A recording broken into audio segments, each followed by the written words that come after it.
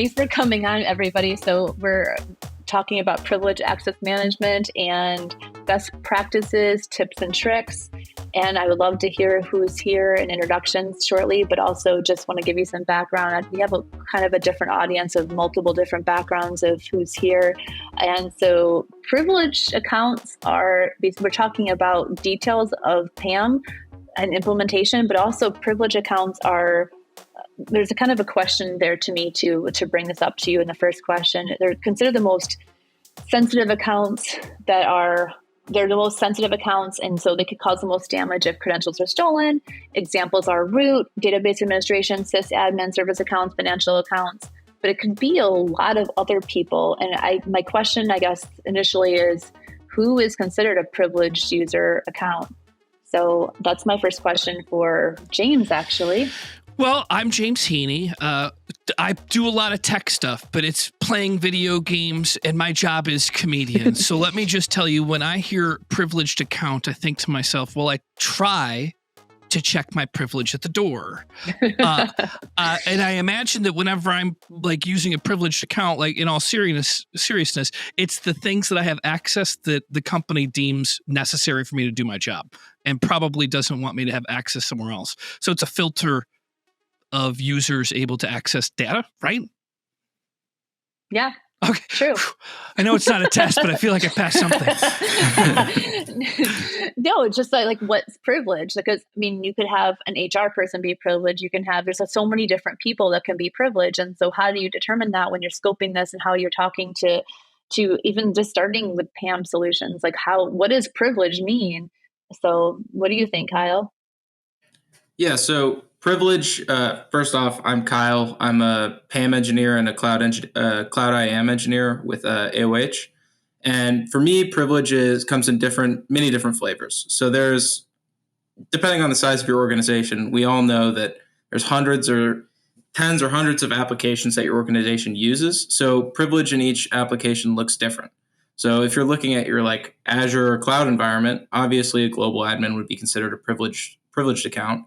But when you also look at things like application administrators, things like that can actually cause material damage in terms of a breach, those are also privileged accounts. So whether that be your HR person being able to have the privilege to unilaterally modify like salaries in the database, there's all types of different privilege accounts. And the way to identify those privilege accounts is kind of to look application by application at what accounts would be the worst to have a breach or a lateral breach. So Kyle, do you want to pull up the PAM maturity model and start there potentially and kind of talk through that?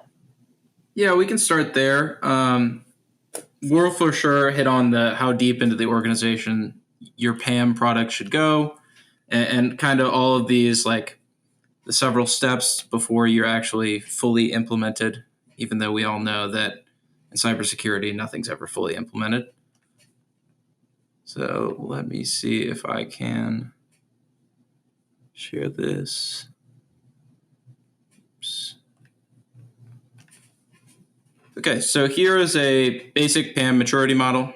So as you guys can see, we're trying to stay away from phase 0, which is high risk, which means, one, you don't have any, well, let's start from the beginning. So PAM is two products basically in one. So it's a password vault and a centralized way of making sure your employees' passwords are rotated on a schedule. They meet certain password complexity requirements for things outside of like Active Directory and Azure, where you can directly set password policies. And then two, it's also doing like a scanning of your specific environment. So it can do scans of your Active Directory and Forest. It can scan Linux servers, so on and so forth, depending on your specific product. But it basically gives you an inventory of what accounts are out in your environment and what servers are out in your environment. So as you can see, so phase 0 is you don't really have a centralized inventory of assets. You don't really know who has permissions and who has access to what accounts. Users can be local admin on their own workstations, and then admins having kind of unchecked access and rights. So the goal is to obviously move away from this, but like you heard for earlier, PAM is obviously a journey. It takes time to bring all these assets into these accounts into the fold. So touching on that question of how deep into the organization PAM goes, well, it's really what step in the journey you're at. So if you're at the beginning, obviously you got to focus on the domain admins, the local admins, the root users on your Linux servers. Would it be fair to call it immature? Yeah, of course. Well, Yes. Sorry, if you haven't, I should put myself on mute. No, don't. if you have no PAM product in place, obviously that's a place of vulnerability. But even putting a PAM product in and then 3-6 months down the line, even if you only have like domain admins, local admins, and your root users for your Linux servers, that's a very solid start to your PAM journey.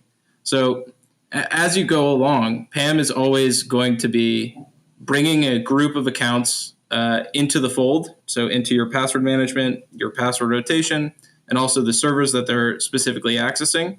And then from that, basically expanding upon that and going, all right, this group is now fully in the fold. Our domain admins are protected, and their passwords are rotated once a week or once a month, depending on your specific cyber insurance or audit requirements. Once you have that, you can start looking at, hey, we have developers who have local admin on some of the build servers. We have third-party application accounts that say like your HRMS accounts and other things that you can start bringing into the fold, because it's all about protecting, at the end of the day, all of your accounts.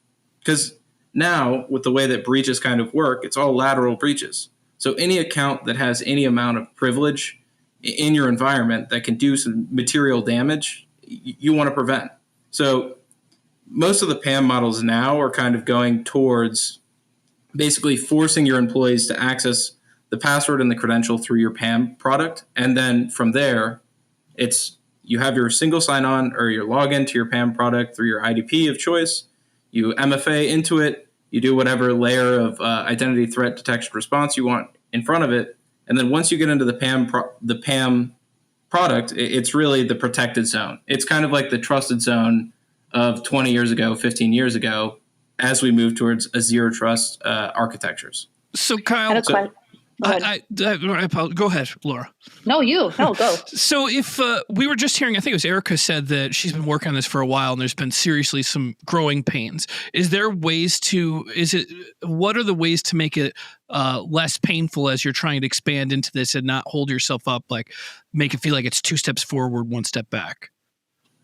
So the biggest thing I can say is to plan. So identify specific servers and specific groups of accounts that all have kind of the similar or same settings. Because remember, we're trying, like if you tried to bring all of your servers into the fold day one, that's kind of an impossible goal, because you have a ton of servers that could be build servers doing various things that have certain levels of protection. You have other production servers running like web clients and things like that that are actually less protected than your build servers, or so on and so forth. So it's all about identifying, hey, we have 50 build servers that are all running these same port requirements or open ports. They're all doing these 5 things together. Let's focus on bringing in those accounts and those servers into the fold first. And then it's also identifying specifically, like I said, the most privileged accounts first, and then going to least privilege. Because the end goal is always to bring pretty much everything into the fold for PAM, because now with the way that lateral breaches work, it's if your Google account gets hacked, anything that you can SSO into with your Google account is also breached as well. So any account pretty much has privilege in the modern day. There's not an employee account that can't touch a system in a way that you wouldn't want, that can't materially see customer information, can't affect a purchase order or specifically blow up like a build server they have local admin on. There's not really any more accounts that have no privilege or low privilege anymore in the modern day. So walk before run, go slow, do it slowly. Well, yeah, it's all about, like Erica said, it's a journey. You start at high risk with literally no protections in place. Your phase 1 foundational is just, I want to know what I have in my environment. I want to know the number of servers I have. I want to know around, like, basically all of the accounts. I want them all discovered. I want to know what's out there, because it's very easy for just the amount of accounts to massively increase without much oversight. And two, entitlement creep. So how do you know that a specific developer has their accounts separated in such a way that each account has just enough access to do what that specific account is designated for? You don't, until you have an inventory of them all, and you can say, oh, I know this developer has access to these 5 accounts, and this account is they use to send the code to the repository. This account they use to build it on that server. This account they use to run PowerShell queries. It's all about basically identifying first. So like I said, phase 1, identify what you have basically. So, and the highly privileged, so your domain admins, your local admins on your extremely vulnerable servers, bringing those into the fold is phase 1. Phase 2 is basically, all right, we have that level correct. Now let's move down to our lower level, like our developers, people who have access to like business functions, people who are in our HR, things like that first. So you bring all those users in, and then you say, hey, for some of these accounts, can we do this just in time, just enough access, and basically force them to, 1, go through our PAM pipeline, and 2, make sure that we don't have a ton of entitled accounts just sitting out there in the cloud.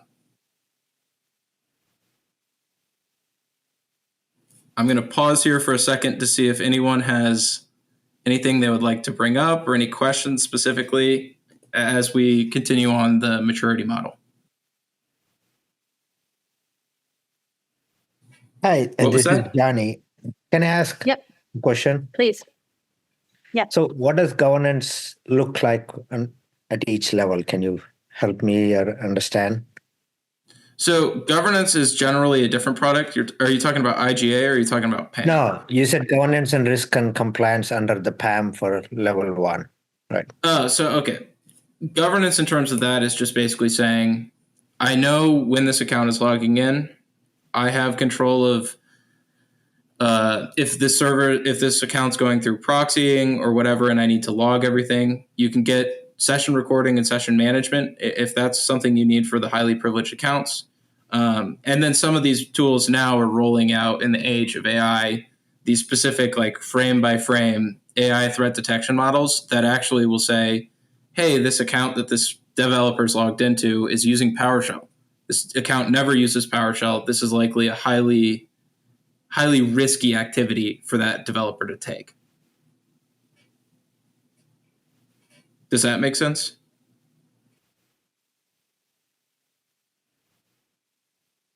So governance is, a lot of that is on the governance IGA type side, identity governance administration. PAM does do pieces of it, people have compliance needs with it, but it's not an identity governance product necessarily. Yeah. So if possible, if you're not intentionally speaking, if you don't mind hitting the mute button, it makes it a little easier. Yeah, I just muted him for us. So when you talk about like a PAM versus IGA, PAM is just kind of the inventorying, forcing password rotation, doing like role-based and group-based access control to specific credentials that are shared. That's more the PAM side of things. IGA is more, I want to be able to control people's entitlements from a single pane of glass. I want to see that this user has 5 accounts across 5 systems and have it in a single place that I can audit and say, hey, is this user logging in to whatever, 2 of those accounts? Are they actually needing this level of entitlement? Things like that. So they're kind of very separate products. And generally we see, or at least I see, that people move to PAM first. And then once they have a good grasp on their PAM product and it's firmly in place, then if they're cyber insurance, or then if they have a business need, they'll go to the IGA platform if needed. They're kind of separate products and separate spaces. But generally, we would see that a PAM would get put in place first. That's why I was asking on the governance, because I have not seen a PAM product do a governance and what governance looks like, right? If it's on the PAM product. How do we know that the person got approval to access this guard mode account? We can see that there. There's several things you can do in PAM. So there's what's called like access workflows or access approvals. So you could set up specific workflows to say, hey, I know this account is, like you said, the God account. It has the keys to the kingdom. I want to make sure that 2 people, before anyone can access this account, have to say yes and say, this person has a valid need, and you have your basically manager say, yes, this is a valid request.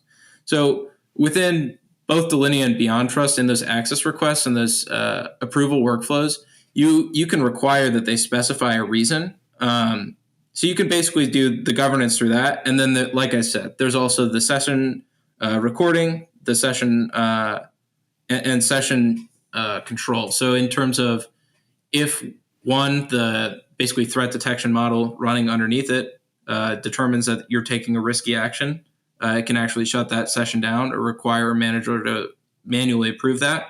Or you can specifically shut down sessions that are in real time with both Delinea and BeyondTrust that I've worked with. I just sent a matrix too of IGA, Cloud IAM, PAM, and ITDR. And so it's confusing, the vendor, and the whole thing's confusing in the world right now. But IGA, governance, identity lifecycle management, role entitlement, and governance and password management. So just, I can read that off to you. But you can see a little bit where those different products go in. The IGA products are SailPoint, Saviynt, Omada type products. Cloud IAM is Azure, Okta, PAM, BeyondTrust. I'm sure you have lots of other ones, Delinea, ITDR, Silverfort, CloudStrike. So those are some examples, but you can see where those things fit into. Sometimes it's hard to tell, and they're all moving into different sections too, and PAMs are becoming IGAs and Cloud IAM, so products are hard to tell.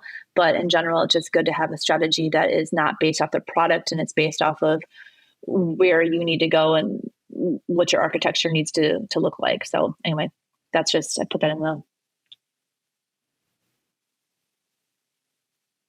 So we've covered phase 0, which hopefully everyone has moved past, and we've gone into phase 1, which is basically highly privileged accounts, inventorying all of your specific servers and whatnot in terms of discovery. And then phase 2 is saying, all right, we know what servers we have. We know what highly privileged accounts we have. Let's move down the line and go to our next level of privilege. So they're not necessarily domain admins. They're not necessarily local admins even. It can be, like I said, your HR provider or your HR person. It can be specific people that don't actually have just-in-time access or just enough access for highly privileged tasks. They just end up building up entitlements over time, and they don't actually, it never gets removed, and you just end up with a ton of entitlement creep. So from phase 1 to phase 2, you basically bring those accounts into your PAM, force the rotation of the password to meet your compliance needs. And then you can also say, for some of these local accounts and some of these service accounts, you can say, depending on the specific service that they're running, you can say, like, if they're running a Windows service, I want to rotate the password and automatically restart that Windows service at the same time. And now that's a capability as these products continue to mature and develop. So once you have your second level of privilege accounts in, you're starting to rotate some of those service accounts with the actual underlying service. Then you can start looking at things like just-in-time, just-enough privileges, where it's, I don't want all my accounts to be sitting out there with a ton of privilege. And in fact, if they don't go through our PAM pipeline and log in through the PAM, use the credential through our PAM provider, they don't even have any entitlements to use. Like, they can't log into any endpoints. So once you have that second level done, it's basically starting to look at, what are my reporting needs? What am I doing in terms of session management, recording? How am I able to say, like, meet your audit requirements? Because we see that every industry has kind of different requirements in terms of auditing. Every requirement has different requirements in terms of cyber insurance. So it's all just about realizing what you are being told you basically need and taking the next step. I'm going to pause here and let anyone hop in with any questions specifically towards phase 2 or anything I've said so far, if anyone has anything. So what do you see as the biggest problems and to avoid going through PAM installations. Like I know that you've personally gone through some messy situations with customers having to clean up, but I'm just saying, what would you think would be a good way to plan that better? So how would you plan a PAM delivery or a PAM? You bought the product, you have it. How do you make it better? How do you make this go through this model in real life? Like, what do you see? How do you in real life? So generally, when I'm starting from like a completely fresh PAM install, the first thing I'm going to do is I'm going to set up discovery, because I just want to inventory the servers and the accounts. And then from there, I'm importing group by group. Kind of like I said, there's almost like the level 0 people who are domain admin, local admin, are like have access to critical infrastructure for your business. Those people are the first people to be brought into the fold. And then you go down the line where it's like, oh, this isn't necessarily an account that can access any of our endpoints, but this is an account that can modify our HRMS database. This is an account that can shut down one of our services or one of our business flows. So it's all about identifying the highest risk and then kind of going down the line, because PAM, as much as we wish it was set up discovery, import all, and you're done, that's just not a realistic workflow as organizations continue to grow and grow, especially in the technology and server side of things. I don't know if this is actually something that anybody would end up struggling with, but in my mind, there are people that understand a lot about IT, and then there are people that might be higher in an organization. Is it tough to talk people into going through a PAM process if they have access to things, but they aren't necessarily into tech and they don't understand why it's important for them to deal with this new system? I think everyone in cybersecurity can say that we are the most hated group in the business. Where I wasn't going to say that. I wasn't going to say that. Everyone's like, why do we need MFA?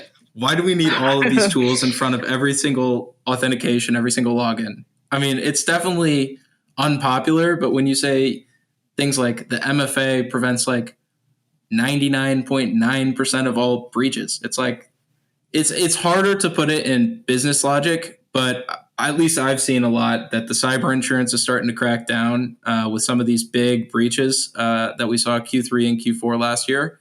And I definitely think we're seeing not a resurgence, but a rise of the cyber insurance hitting you down, slapping you down, and saying you need a PAM in place for these accounts and these applications. And cybersecurity is like sexy and cool. Everyone's like, cyber, this is the coolest thing in the world. But this is identity access management, not cool. Like, it's like boring. It's not, it's definitely not, but it's so important. It's everything. It's based off of those bad things. Everything bad that happens usually is part of identity. It's real. It's a thing. Not necessarily PAM, but it is part of it. So. Well, it's just the new security perimeter, really. It is kind of what it boils down to. Is now basically all the breaches we see are lateral breaches, where it's like someone gets targeted with a phishing, social engineering, like spear phishing attack.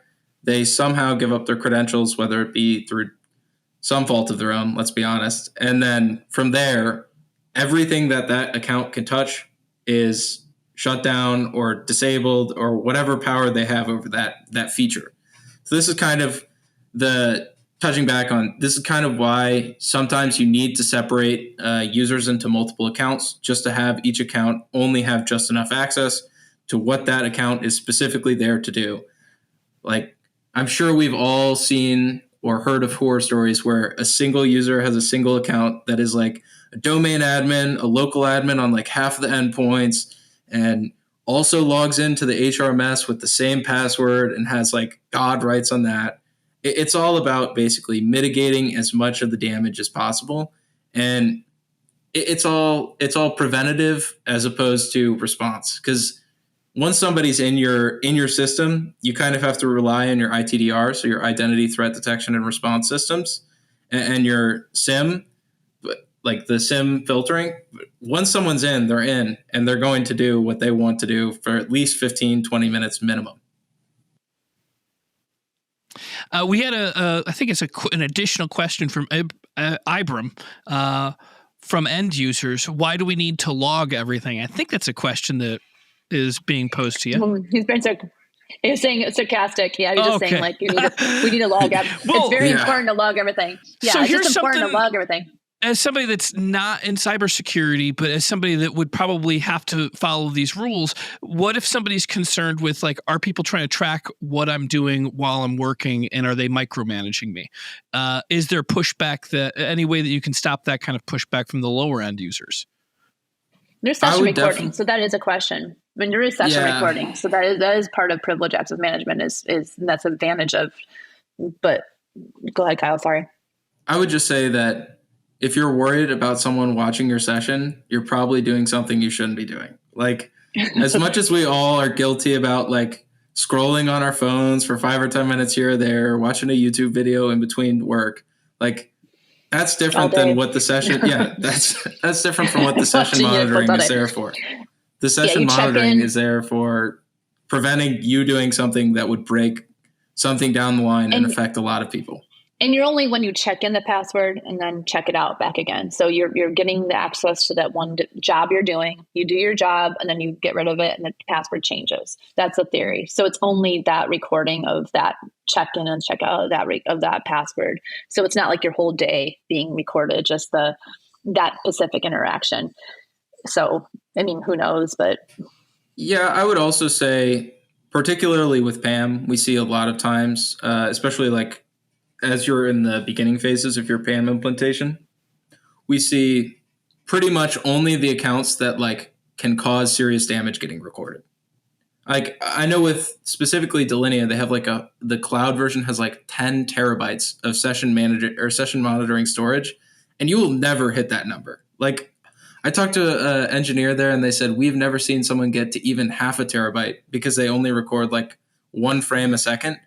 But it's still, I think you'd be very pressed to find a situation in which management came in and said, you were off task for 3 minutes or 5 minutes. Like, we watched your 3-hour session and we found the 3 minutes you were unproductive. Like it pretty much requires something to come in. People do ask that question though. I've seen that before, and I've worked with HR before. People do ask that and are worried and paranoid. And I'm a paranoid person in general too, so I get that, James. But don't worry about that. It's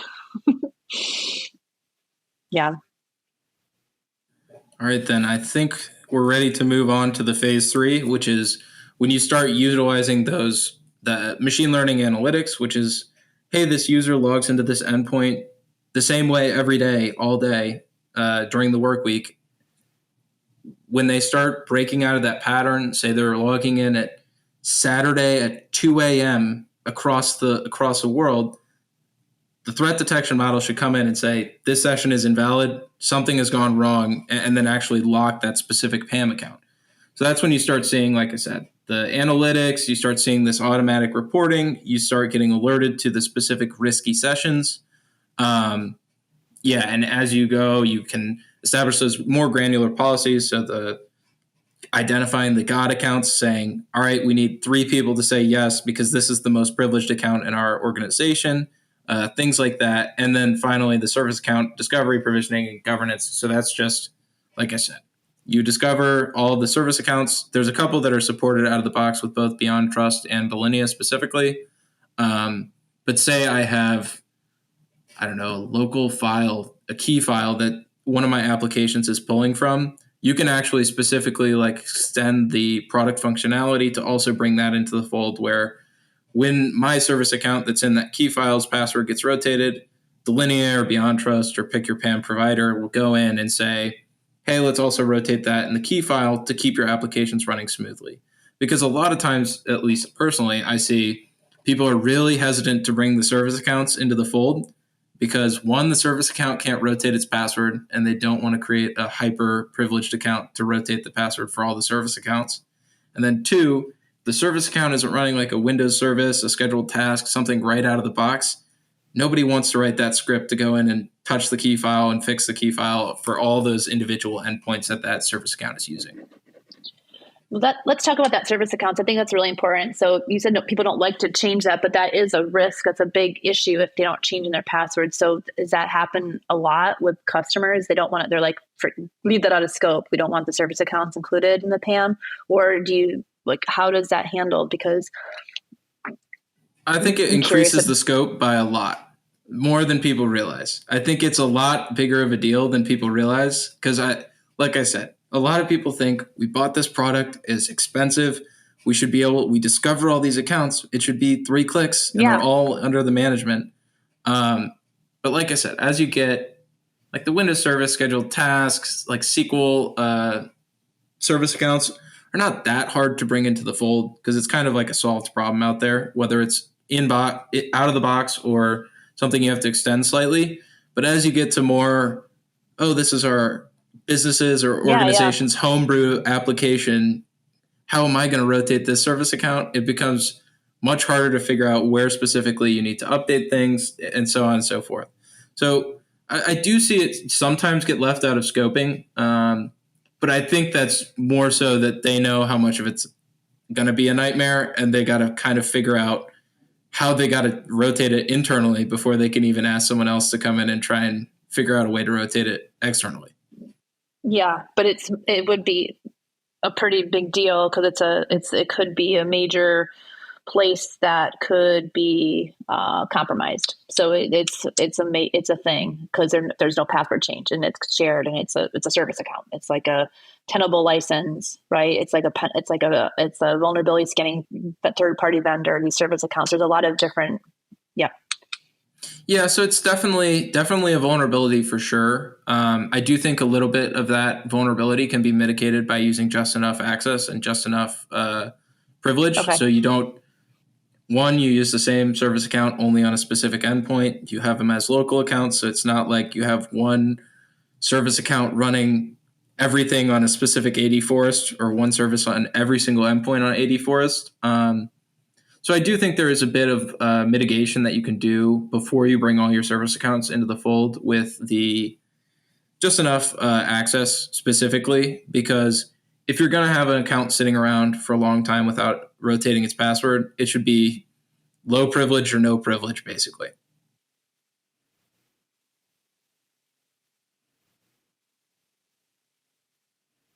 All right, I think that's about it on the PAM maturity model. I think we're going to open it up for a little bit of discussion now. Let me stop sharing here. So if anyone would like to start, let's start talking about PAM pain points and ways to mitigate them. Topic that could go on forever. Yes, it could. It is like doing the laundry. There's always something to do. And that's the thing, is just not to feel bad about it. And there's just a constant thing to do. And it's the part of the maturity model and fun of it, I guess. Fun just to constantly improve any tool you purchase. You always have to just make it better. Like, what are we going to do now? We're maximizing it. And so what can we do to this time? So it's painful, but there's just so much you can always do. Yeah, as you said, Laura, I mean, it's not just buying a product, it's the buy-in from your management and your teams. And change management is a huge, huge, huge part of it. Because not anybody who has not used a PAM product, they would say, oh, it slows me down. I go to this tool, check it out. Oh, if I have to check it out every hour, every 3 hours, oh, it slows me down. So you need to show them the advantage of doing it. So they don't need to rotate passwords. They don't need to maintain them or store them in a secure place. It's like your personal password. You're not putting in an Excel sheet. Why do you want to put this in somewhere else? Yep, for sure. I will also say that PAM does offer protection in terms of where specifically with Delinea, I'm sure this is also with BeyondTrust, but you can actually obfuscate the password from your end user to make them basically impossible to phish, where they can't access the password of the credential, which is definitely a big business use case specifically that people like to hear. But I definitely empathize with you where cybersecurity is always the bad guys. They always see some breach and they're like, we have to slow our process down. Our users take another 2 minutes a day to log in, and I hear a lot about it. There's no appeasing everyone. So I think basically the best thing you can do is hammer on the business cases where you say, I know that this is protecting our company from an amount of liability. And I'm sure as the time goes on in the next year or two, we'll see the cyber insurance kind of hop in on the bandwagon where they say, if you don't have a PAM product, it's going to be more expensive. And we already see that with some of our clients, specifically in more lockdown environments like banking, airlines, government adjacent, all those things. The cyber insurance is already starting to respond and say, hey, you need to start implementing some of these products or you're going to see a hefty premium increase month over month. I just put in, go ahead. Sorry. One suggestion I have is, if you have change champions who are good in newer products and using, get them on board, let them be your spokesperson. We implemented PAM product and we found few folks who were very interested. So we got them on board. Now they manage every of their service account within the tool, every account. Right. That's a really big deal at the culture, having people understand pieces and being part of the project. And I think that's a really hard thing to talk about. I think it's a hard thing to even do. I think it's very hard.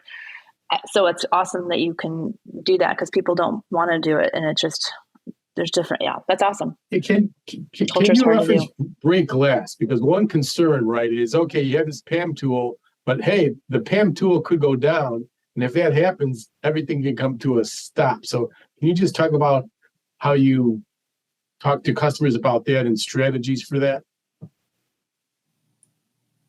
Yeah, so at least with all the PAM products I've worked with, the first account created is the break glass account. And generally what we do is, one, you have it somewhere physical. Two, you have it in some air gap system or basically one or the other. And you ensure that no matter what, someone has access to that credential. Because like you said, the break glass is the key to the kingdom, especially because it has the most privilege. But even as your organization builds, and if you're worried about like the hyper privilege of that specific break glass account, through role-based access control, usually you can make that break glass account only really have the access to let your admin in or let someone in who's actually monitoring it. Because in a perfect world, the break glass is used never.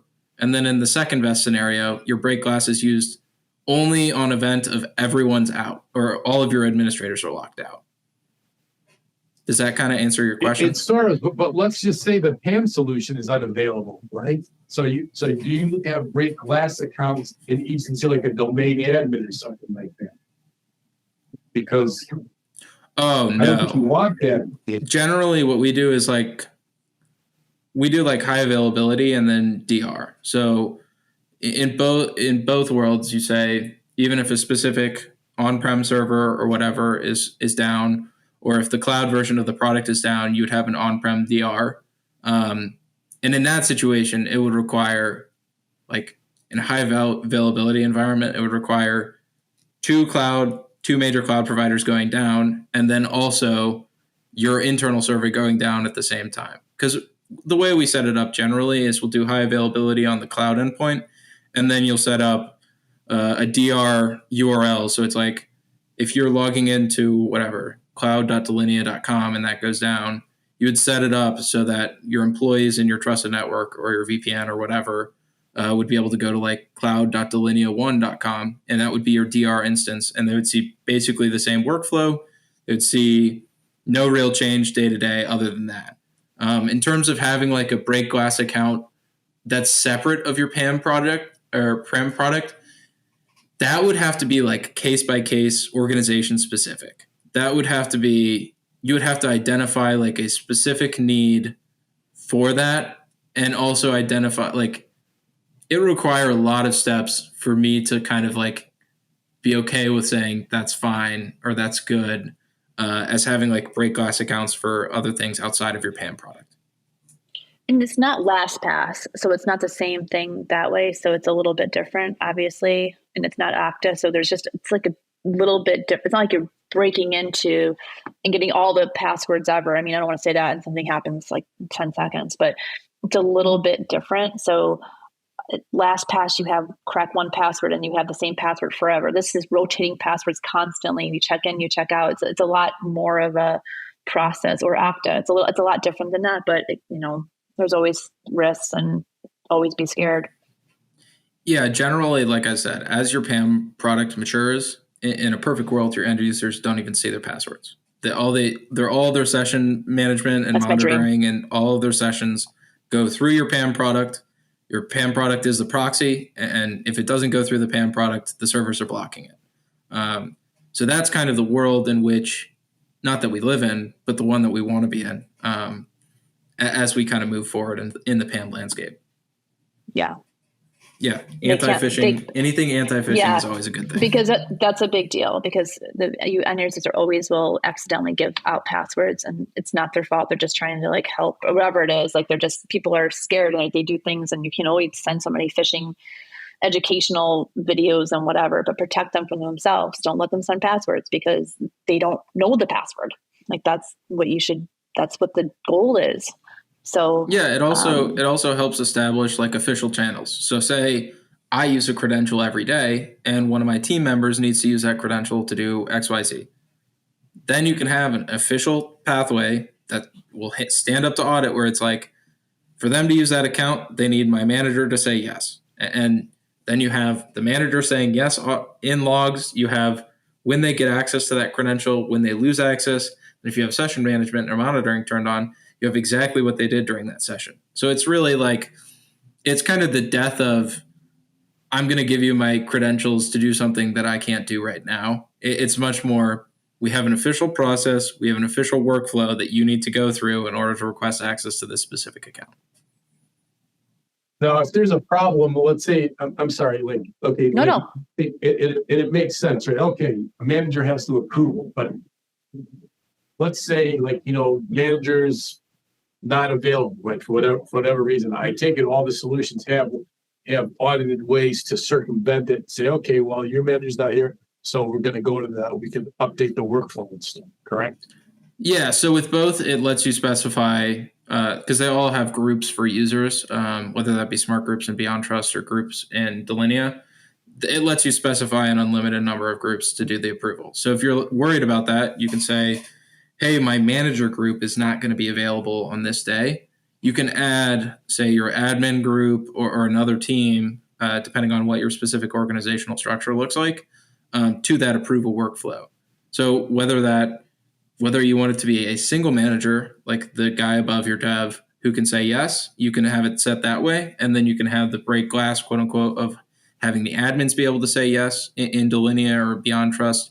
If a manager's not in for work that day or whatever, it really is pretty flexible in terms of, as long as you are thinking ahead and kind of planning with, once you start rolling out those approval policies, you're saying, what are the situations that can happen? What are all the outcomes? And how do I mitigate the outcomes I don't want to happen? Yeah, you can, like Abraham said, you can schedule the workflow as well. If it's maternity leave or something like that, where it's someone's gone for 9 months or 6 months at a time, you can basically set it so it's the workflow changes during that period and then changes back eventually. So Erica, passwordless, is that hard to do? I love that. I shouldn't say that's my other thing was my dream. That's amazing to do passwordless. We're not there yet, but I have multiple YubiKeys that I have to use for, my internal stuff for the clients that I work with as well. My clients will never go passwordless. They keep on referring, no, we will never do that. And I'm like, yeah, you will. You went after YubiKeys after we showed you that we could implement them and we were successful. And it's been a long drawn out process to do. It's definitely a culture change entirely. And, somebody having to remember a 4-digit PIN is a lot easier than a 15, 17, 26 character long password that you have to change potentially every 30 days, every 60 days, every 90 days. And if you're lucky enough, maybe 180. But I think passwordless is definitely the future. But I think it's a slow go for it. Yeah, slow go for sure. And for the service accounts and things like that, we're always going to see a password in place, just kind of the way that the authentication works. And I also think that the closer we get to the iPhone, I show my face for 2 seconds and it lets me in, that's when we were really going to see like the passwordless hop off or become much more prevalent in the market. Like, what about Windows Hello? Like some basic stuff there. So is that possible? So like just starting there and just like, I mean, there's so much things we could, like same thing with just having a small plan to do passwordless. I think that is, Monty asked a question about FOB or similar with encryption. That's for Erica, Kyle. It's multi-factor authentication is basically what a YubiKey kind of does. We actually still have RSA in our environment for the key fobs. I tried to go away from the key fobs, and I still have people that want to use them. I'm like, okay, I can put the code on your phone. It's even easier.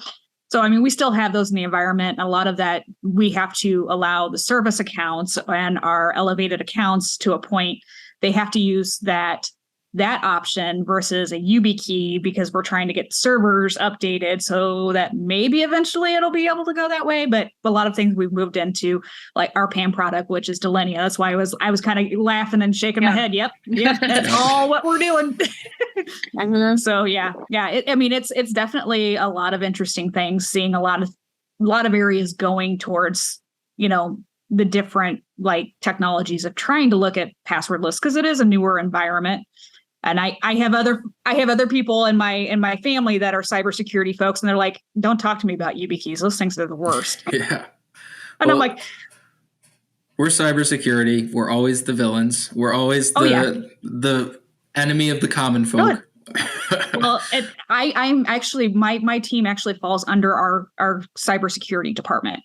About 5 years ago, they moved my identity team from being a part of our help desk to our security team. I'm like, that makes more sense.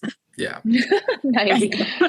So you've been working on this implementing PAM. Have you noticed a big improvement? Is there anything that you can show as the results of like, see, I told you it was going to be something that changed our business? It's definitely still been a learning experience because like even my team, we actually forced my team to check out our credentials to be able to create access. So we can't create access. I can't even make any changes in our Active Directory environment until I check out my credentials. So it's yes, it may slow me down, but in the same sense, I'm providing the company more security, and I understand that. No business breaches is all you got to say. We've not had a crazy identity breach or crazy data leak. Yeah, exactly. And that's the biggest thing is that getting that buy-in. And our security team, in conjunction with my team, where they're kind of like the spearheaders of, we're going to go work with each of the teams. We're working with our domain admins and our SQL folks. We're working with each teams. We're making sure we're testing the environments to make sure that they can even go into this environment. And if they can't, then we need to figure out what we need to do to get their environment so they can. So, I mean, it's going to be, it's a never ending process because the system has got to continually learn. You got to bring things in. A lot of it, as Kyle said, no more breaches. Exactly. The limited, with all the different security, tools and things. I get flagged by my security team all the time. Hey, what are you doing? Are you the one deleting all these groups? Are you deleting all these accounts? Yes, it's me. I'm getting flagged for doing my job. But the fact you're getting flagged is evidence that the system is working exactly as intended, because you should not be able to delete a ton of groups without anyone saying, "Hey, is this what you're really meaning to do?" Yeah, exactly. Johnny, you asked a question about how is Cloud IAM different from IGA tools? Do you have vendors that have good product roadmaps for Cloud IAM?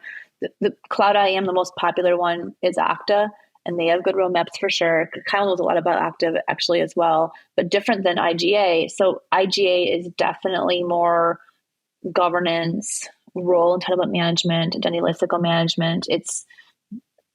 They're a lot similar for sure, but it's governance and the access reviews it's more of a bigger product, the governance IGA product versus the Cloud IAM with the Okta. So I don't know if that helps, but roadmaps, I would go with Okta or Microsoft. Yeah. Yeah. So Cloud IAM is kind of baseline. I have cloud assets. Can I do my role-based access control, group-based access control? At the heart of it, Cloud IAM is that what resources does this person have access to in the cloud based on their specific account? With IGA, it's more, I know this employee has 5 accounts with these listed entitlements, and I want to run an access review campaign and an entitlement review campaign because we're getting audited, and I want to be able to certify and attest to basically every single entitlement that this person has access to. I want to make sure that there's nothing not on the list that I'm completely forgetting about, because whether we want to admit it or not, everyone's vulnerable to the entitlement creep. Everyone has had one account slip through the cracks where they get, every 6 months this account gets a new entitlement that they need for 2 days. Why is this account so highly privileged for no reason when they're not doing this day to day at all? It's all just a constant battle of like stomping on the problem that's right in front of you, and then you're like, gotta go solve this now. You're always kind of moving forward and trying to figure out what you're specifically most vulnerable to. I'm looking more permission creep. You said cloud IAM. How is it different from any lifecycle management of any account, whether it's any directory, or how is cloud different? And can it integrate with your IGA tool? Cloud IAM doesn't really do it any lifecycle management in total. They are starting to do that, but it's still more of an IGA. So it's more of an old fashioned. Is that your question about the lifecycle management? Well, Cloud IAM is more, it's just IAM in the cloud. It's identifying what specific access you need to cloud resources. It's not much different than the previous IAM that we saw 10 years ago with Active Directory. It's saying, I need access to these 5 endpoints. Do I have access to that based on my entitlements?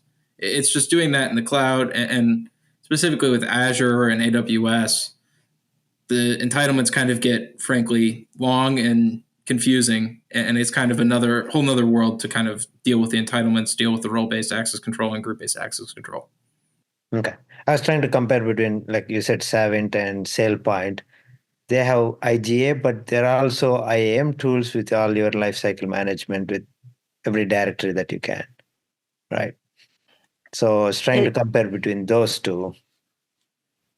It is so hard to tell the vendors because they'll say they have the governance piece and it's not necessarily there all the way either. So it's hard to tell. But